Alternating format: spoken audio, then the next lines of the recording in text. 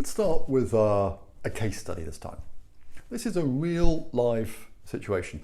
I met with a regional sales VP responsible for an industry sector across Europe.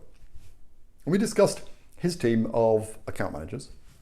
The VP started telling me that his team was the best team in the company because they had the highest sales achievement versus their target.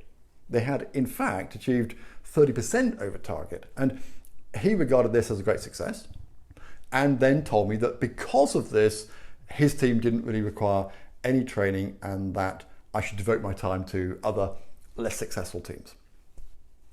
Then he discussed why his team was so successful, and he told me that the best account manager in his team had achieved 3 times his target for the year, which meant, certainly in the eyes of this VP, that this account manager was highly successful.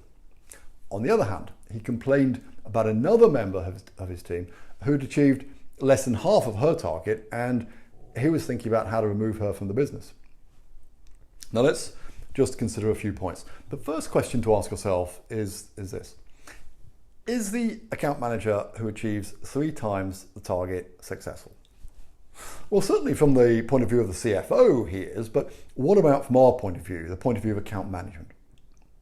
We'll talk in the Strategic Growth Planning series about the need to identify realistic growth potential for the key account, to define your growth opportunities and then set accurate forecasts. If you achieve 3 times your target, it may sound great from a salesperson, but it's a real problem for an account manager because it tells us that this account manager has no idea about the customer or the real growth potential.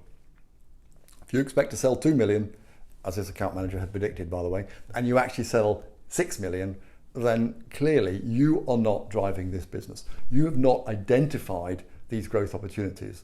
You didn't even know they existed. So effectively, the customer's just given you the business.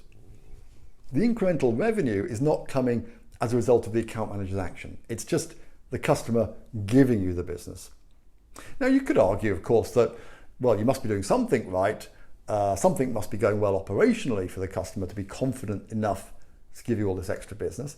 But in this discussion, we're focusing on the account manager.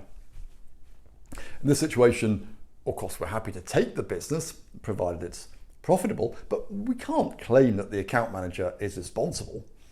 The account manager in this case is not driving the business. Instead, he's being driven by the business. So this is not an account manager in whom we can have any confidence. And next time, he might just as easily lose a big lump of business because he just isn't sure what's going on.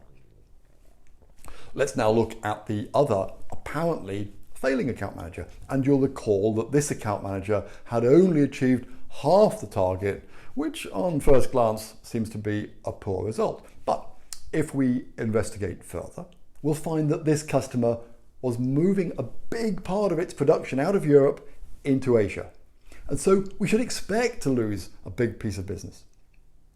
The account manager had recognized this and had worked really hard to win more of the remaining business. And in fact, by selling a very strong value story, she was able to move her total share of the remaining customer spend from 40 to 80%. Sure, she'd lost business, but through no fault of her own, but she then doubled the share of the remaining business.